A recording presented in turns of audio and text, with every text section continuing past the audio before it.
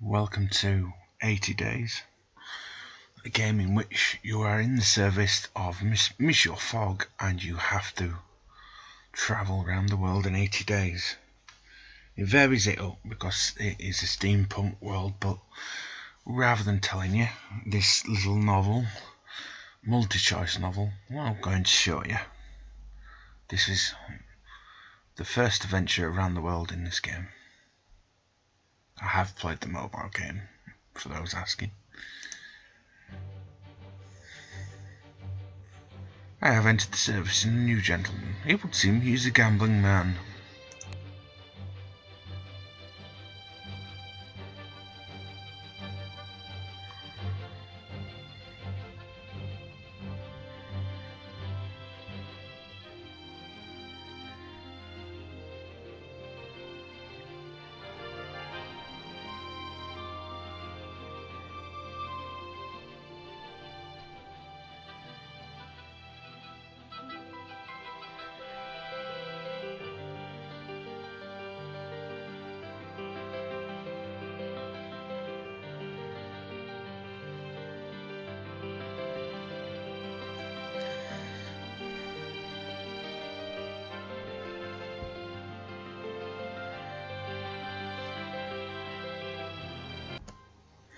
Right, let's begin.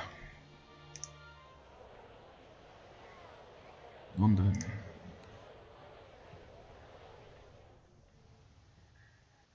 Monsieur Phileas Fogg returned home early from the Reform Club and in a newfangled steam carriage. Besides, I helped him down, and the iron-lunged, steam-driven horses clattered away.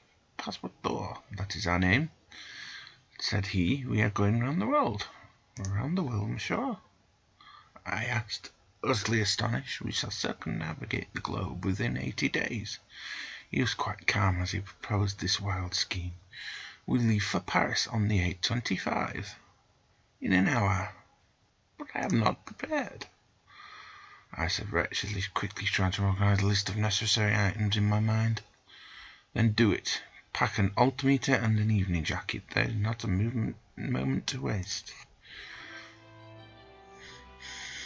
So London to Paris.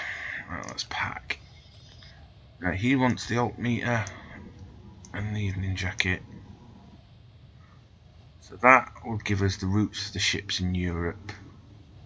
That is a valuable item to sell in Venice, Paris and Copenhagen. That is a good one to keep Monsieur Fogg happy. Let's take the shipping timetable. Let us go. That's unlocked these routes: Amsterdam to Christiana, Nice to Rome, Venice to Athens to Izmir, Stockholm to Helsinki, and Petersburg and Warsaw. Right, let us depart. Let's go. You gotta love the designs of these vehicles. That's very steampunk. The mechanical horses raced past Piccadilly Circus and Pall Mall faster than a team of thoroughbreds. Even so, the whistle of the 8:25 was blowing as we pulled up to Charing Cross station. We raced across the concourse and threw ourselves on board as the second whistle shrieked its warning. We barely had time to take our seats before the guard rapped smartly on the compartment door. He held out his hand. Tickets, please. Alas, monsieur, we were in a great hurry, explained, giving him a bit sheet. We did not have time to buy tickets. You may purchase them from me, though it is more expensive, I'm afraid. £85, please. I handed over the £85 and smiled a thin smile from one working man to another. The guard gave us our tickets and slid the compartment door shut behind him with a pneumatic hiss. Funds have gone down. See, your funds are here, and how many days left? Let's talk to him. Let's say hi. At your service, monsieur. Passport door. The journey is most expensive, indeed, but we can earn a little by buying and selling. That's what we will be doing. But tell the purpose of the journey. I have a hefty wager I do not intend to lose. Very good. So we're on the train. London's now gave way to rolling hills and the passages of Kentish countryside, still untouched by the hand of the technological enlightenment. Monsieur Fogg read his paper while I repacked our bags, together in haste and confusion. As afternoon turned inexorably to evening, I discovered that my master was one of those gentlemen who broke their silence rarely, if at all. A guard rapped on our door. A few miles from Dover. We are about to submerge, he warned. Takes some people a bit funny, so watch out. What do you mean, submerge? This is the London to Paris Anthratrite Express, he explained, as though to a particularly dim-witted child. The submergible train, talk of all the London papers. Oh, I must have missed that. I admitted humbly. Missed it, he said scornfully. Every inch of her has been examined and stamped with the artificial seal. This is the world's only Bathyscate locomotive. What a word, Bathyscate.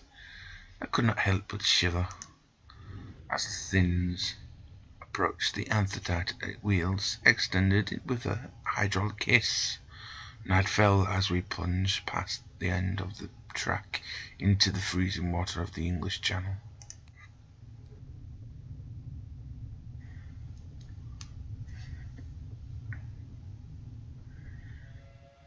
The anthracite ploughed through the water overnight and then splashed up onto wider gauge French tracks at Calais as dawn broke.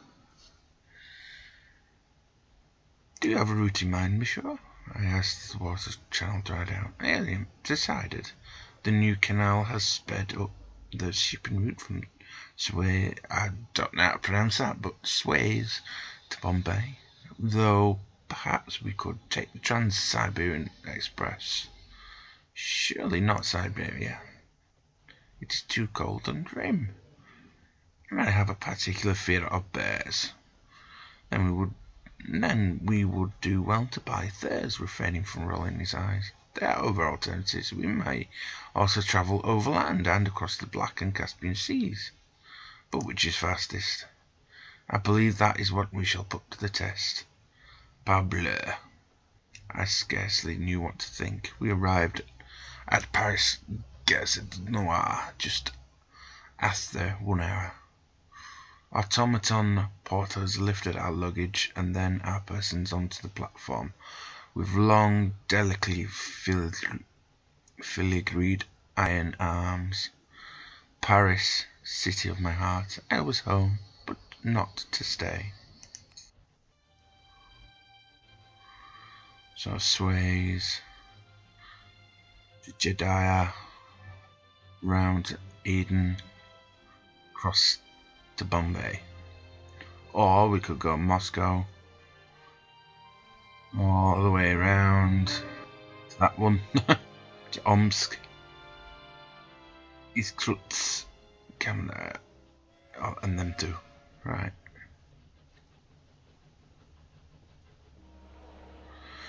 Let's go to the market and see what we can get. Wine is good in Berlin, it costs more. Let's get the wine and we'll travel to Berlin. We'll do. Explore. So we've got routes to Munich, Vienna, we've got Amsterdam and Nice. We have a few hours spare. I asked Monsieur Fogg if I might enjoy the city before we leave. Indeed, should you learn anything of note, be sure to relay it. I nodded and headed into town. The talk of the town was one thing, an enormous, elegant oval stadium constructed upon the green fields of Champ de Mars and containing the technological marvels, arts, amusement parks, and the milling crowds of the World's Fair of 1872. I ventured inside the grand illuminated pavilions of the exposition. I went west towards the aircraft hangar, past the booth of the husband and wife selling panoramic hot air balloon rides to eager tourists. The hangar was crowded with airships and flying vehicles of all shapes and sizes, attended by sharp-eyed crews from all the world, and my eyes were immediately caught upon the Ottoman, the bulky coal-gassed Ottoman, which had an excellent reputation for safety, if not speed. More and more were being converted to civilian use, as the Ottoman military replaced that word with Persian-designed Bayard ships. Where do these ships fly? Throughout our empire, and elsewhere too. I believe the flight from Rome to Thrace is done by a Gaesk. Perhaps one day soon, Monsieur Fogg and I will find ourselves flying in such a craft. I returned to the exposition centre, my thoughts turning with clouds and engine rotors. Avenues sprawled in every direction between the inviting illuminated pavilions of the exposition. I decided to take my leave. I returned to Monsieur Fogg, who was eating a meal of plain boiled beef à la anglaise. Did you enjoy the explanation? My master inquired indifferently, having preferred a hearty meal and an English newspaper to all the wonders that the modern world have to offer. We are unspeakably lucky to live in such an age of invention, I declared. It will certainly make it easy to win my wager. Monsieur Fogg replied mildly. I dreamed that night of mechanical wonders and automatons with beautifully enamelled faces, knowing little of the strange inventions and strange people I would soon encounter in my journey around the world. Characters now organised. So Rome to Thrace. Let's plan. Right, I think we'll go to Munich, but that departs in 2 days. That departs tomorrow, so we could go to Amsterdam.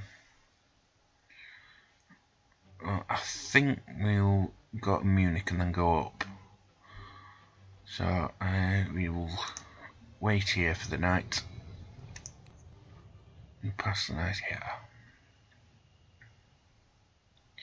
We took a hotel for the night. We will be comfortable here, Monsieur Fogg remarked, but travelling overnight will often be more efficient. Where possible. We cannot travel where it is not possible, certainly, he replied. Still, the surroundings of the Hotel Ritz were most enjoyable. Right, we'll depart quickly, and we will... Oh, we're not. We're staying another day, aren't we? We will stay another day. With what remained of the day, I went to stretch my legs and managed to have my pocket picked to the tune of £17. Okay? Let's depart. We are going to Munich. £170. Let's hire extra space. Let's go. We are on the Orange Express. Boarding the Orange Express was an altogether calmer affair than our race through London had been. Mechanical porters loaded us in through the windows, then snapped them shut with a delicate click. The train was extremely fast and could sweep us across the whole of Europe, at least as far as the Deutsches Kaiserreich, where the tracks currently cease. At last, long whistle blew, and we began our journey east. We will converse. Greetings, monsieur. Can I help you? Oh, monsieur, I am the guard on the train. What can you tell me of Munich? That is beyond my remit, monsieur. Munich to Venice? Alas, one can travel.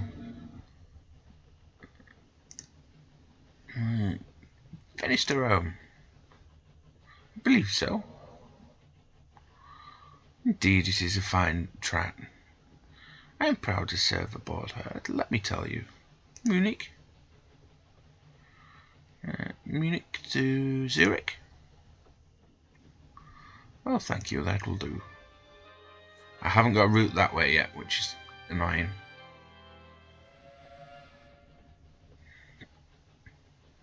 And it didn't offer me the choice either way. My master wished to be undisturbed as we left Paris, so I barred our compartment door and we settled down to rest. We arrived in Munich a few hours later. We are astute.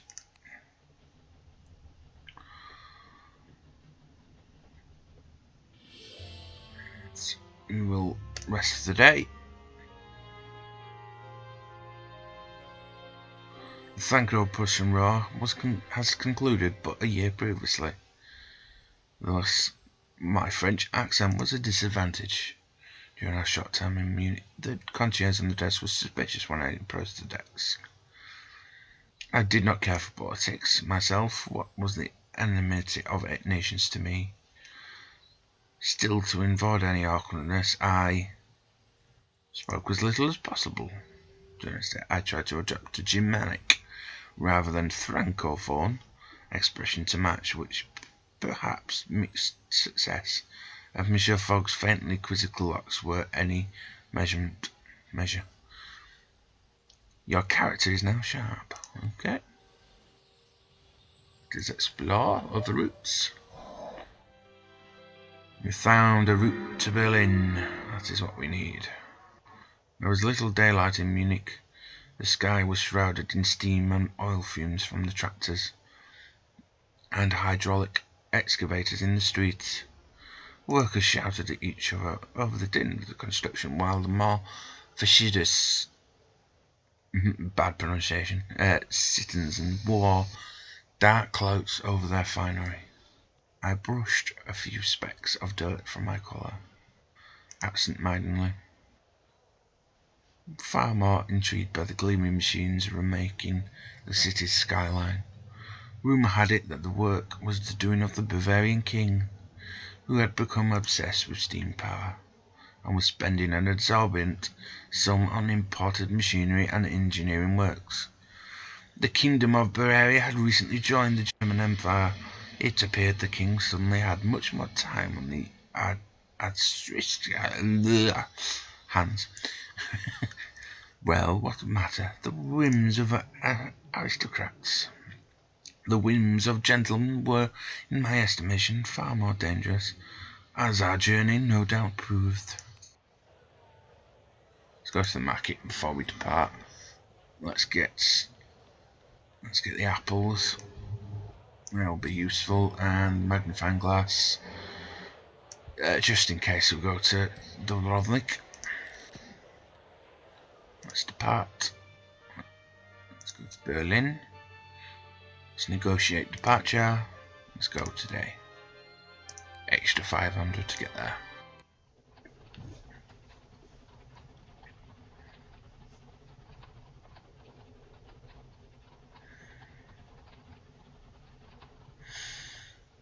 We crossed from Berlin to Munich in a patched-up steam carriage, the smoke pumping out of the back through a tall iron chimney, leaving a soot-smudged wake, which trailed behind us like a flag.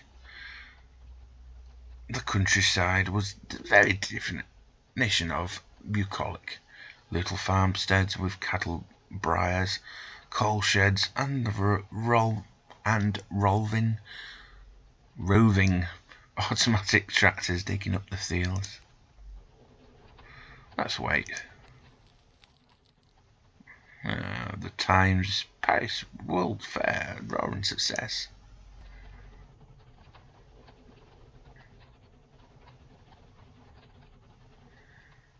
We were out on the outskirts when a shadow fell over the steam carriage. Sharp blanched and crossed himself. Taking his hands from the wheel, I looked up, expecting rain, but the sight of the group almost defied explanation. Our Ottoman airship hung directly above the steam carriage, low enough that I could see a red-jacketed woman swung from the trailing rope and pointed towards us with a wild grin on her face. She shouted something, and the two mechanical claws which dropped off the side of the gondola, their pincers, gleamed threateningly. "Drive, Christophe!" I said, but with our suitcases on the move, there was no way to achieve enough acceleration. I tossed the suitcase overboard, and the car jumped forward. Christophe opened the steam valve as far as he could. We swerved and dodged the claws. We did not slow until we reached the cover of the trees, which Christophe braked hard and sailed deeply. "What was that?" I demanded. "Pirates. The dread Captain Kazim, if I'm not mistaken." I could not thank him enough. He had no doubt saved all our necks. We steadied our nerves and then proceeded at a calmer pace into Berlin, for the city once it swallowed us up. Hopefully I've not lost the wine bottle I've got in Paris. Let's see what I've lost. I've lost the wine bottle. That was a wasted journey then.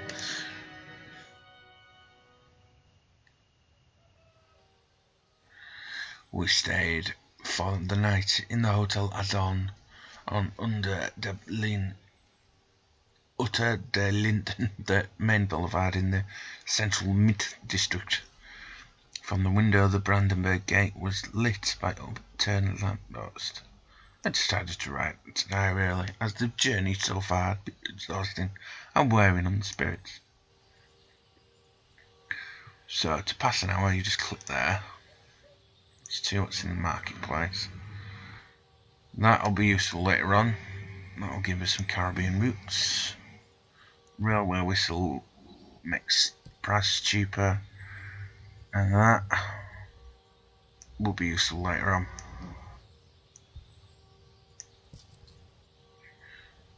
We'll do it. Houston. Thank you. Havana, Miami. Someone else is in New Orleans. Day 55. Caracas. Port-au-Prince. That is the first 20 minutes of 80 days. Thank you.